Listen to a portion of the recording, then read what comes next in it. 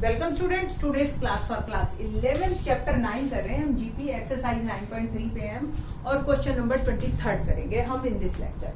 क्या है question number 23? If the first and the nth term of a GP are A and B respectively and if p is the product of n terms, prove that p square is equal to ab। अब एक बार को तो इसमें जो a दे रखा है वही हम फर्स्ट टर्म को एज्यूम करते हैं, तो इसलिए कोई जरूरत नहीं है हमें अलग से एज्यूम करने की। लेट क्या गिवन है, गिवन फर्स्ट टर्म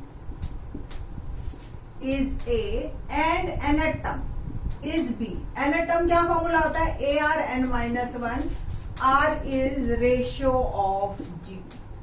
ठीक है जी, तो ARn-1 इज b, ये दोनों चीजें हमें गिवन है।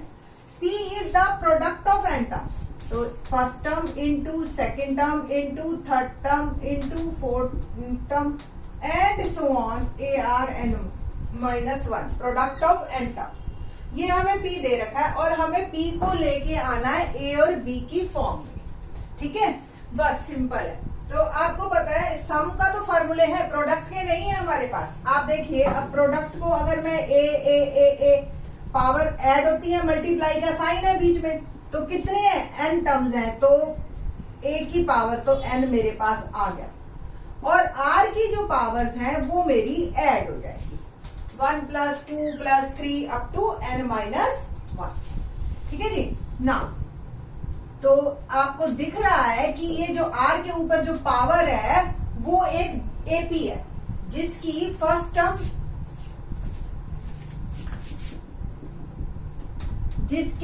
टर्म 1 है और डिफरेंस भी 1 है और n-1 है। टोटल टर्म्स हमारे पास जो है वो n-1 है। Sn का फॉर्मूला अगर आपको ध्यान हो, n/2 first term plus last term, ये वाला हम यूज करेंगे। ठीक है जी, तो Sn n is n-1 hair. ठीक है जी, एंड a 1 है और लास्ट टर्म n-1, ये कैंसिल हो गया, तो Sn-1 आया मेरे पास n इंटू n-1/2, जिसको हम यहाँ पे यूज करेंगे। तो r की पावर मैंने लिखी n-1/2। ठीक है जी, बस अब हमें इसको इस फॉर्म में लेके आना है और हमारी problem solve. Very important one question, थोड़ा सा ध्यान से करिएगा और अच्छी तरह से अपने मन में बैठा लो इस क्वेश्चन में। नाउ स्क्वेयरिंग बोथ साइड, मैं एक बार दोबारा लिख लेती हूँ ऊपर। जब स्क्वेयरिंग बोथ साइड किया तो p स्क्वेयर आ गया मेरा एंड a⁻²n हो गया और n-1/2 और ये 2 से 2 कैंसिल। आप देख रहे हो कि a के पास भी n है और b के पास भी n, ये r के पास भी n है, तो इसको मैं ऐसे लिख सकती है ना। पावर्स अगर ये एक्सपोनेंट्स लॉज अगर आपको ध्यान हो तो a m और n हो तो it can be written as a-m-n, और इसको ऐसे हम लिख सकते हैं। ठीक है ना, इस a स्क्वायर को क्या मैं a इंटू a लिख सकती हूँ? ठीक है जी, तो a और ये आ गया ARn-1। इसको एक और छोटी सी ब्रैकेट में लगा लीजिए, तो a आ गया मेरे पास। ये क्या है, अगर आपको ध्यान हो b जो था वो nth टर्म थी, ARn-1। ठीक है जी, तो ये ab⁻n-1 ये मेरा आंसर है। ठीक है जी, बस ARn-1 की जगह हमने b को रिप्लेस कर दिया। ठीक है, क्वेश्चन बहुत मुश्किल नहीं है, सिर्फ एक बार को आपको अच्छी तरह से करना है। क्वेश्चन नंबर 24 देखते हैं, क्या है 24th question, let's see. Show that ratio of sum of first n terms, ratio of sum of first n terms of a GP to the sum of terms from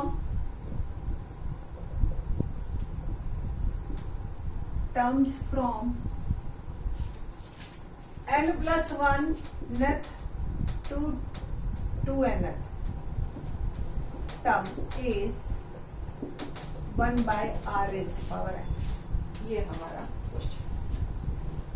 तो देखते हैं, पहले एक GP लिखती हूं मैं, ए आर सम का है तो सम की फॉर्म में लिख देती हूँ, A are square A are cube. N term क्या बनेगी, ए आर एन माइनस 1। उसके आगे की टर्म क्या बनेगी, A R N plus 1। 2n टर्म तक जाती हूं मैं, ए आर 2n माइनस। अब वो कहता है फर्स्ट n टर्म्स का सम, ये पहली n है,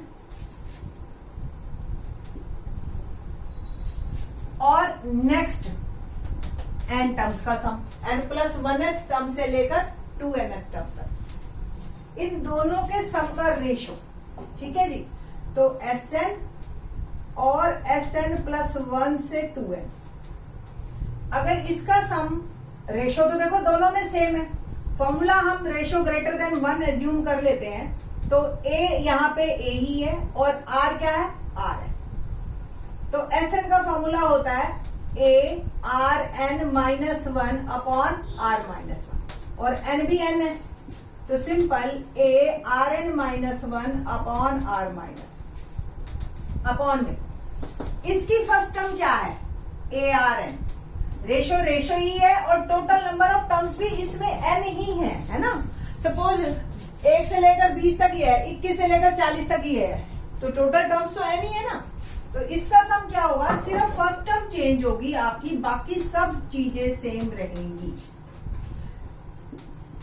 a r n minus 1 upon r minus 1, इसको मैं मल्टीप्लाई में लेके जा रही हूँ, तो r माइनस 1 और a r n और r n माइनस 1, ये इससे कैंसिल हो गया, ब्रैकेट से कैंसिल हो गई, और a से, तो क्या बचा 1 upon r, hence proved.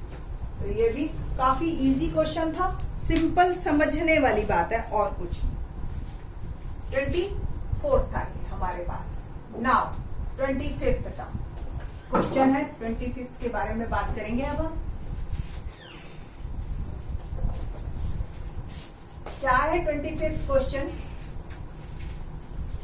if A, B, C and D are in GP, if A, B, C and D are in GP, show that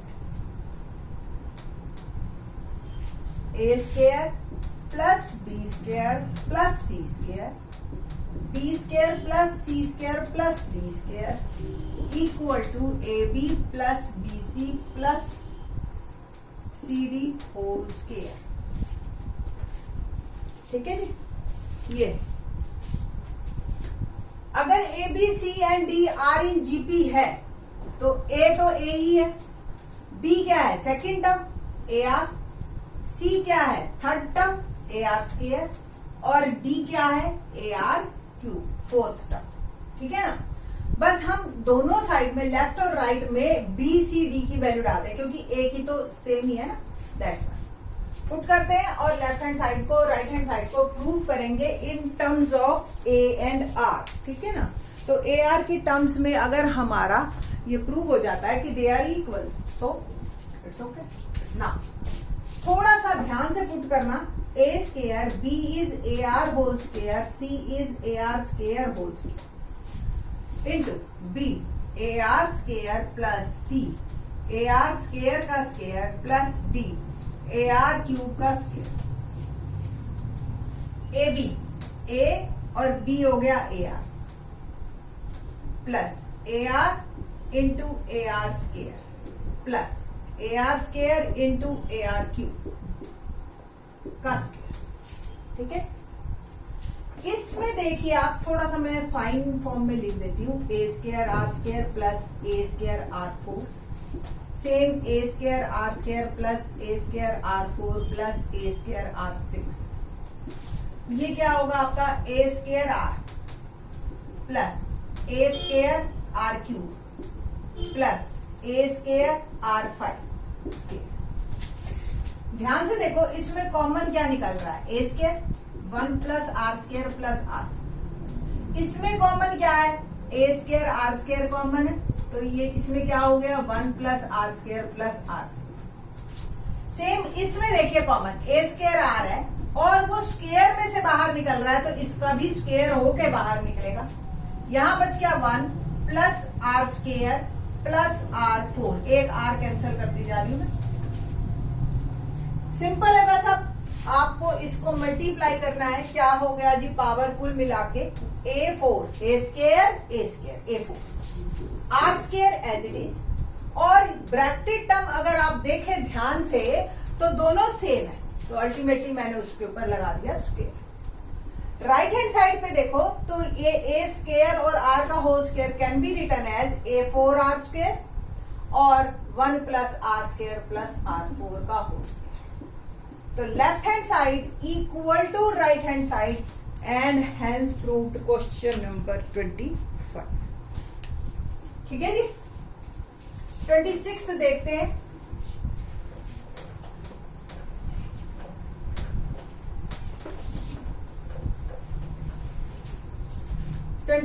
question में इंसर्ट 2 नंबर्स बिटवीन 3 एंड 81। इसके बीच में 2 नंबर हमने डालने हैं और इस तरीके से डालने हैं कि रिजल्टिंग सीक्वेंस जो है मेरी जीपी हो। तो बिल्कुल सिंपल सा क्वेश्चन है। हमें इसका मतलब फर्स्ट टर्म दे रखी है और फोर्थ टर्म दे रखी है इन जीपी। फोर्थ टर्म का मतलब AR3। A की वैल्यू पुट कीजिए और R फाइंड आउट कर लीजिए।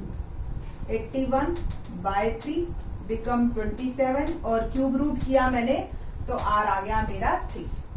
तो G1 यानी कि सेकेंड टर्म बनी मेरी AR यानी कि 3 into 3 9।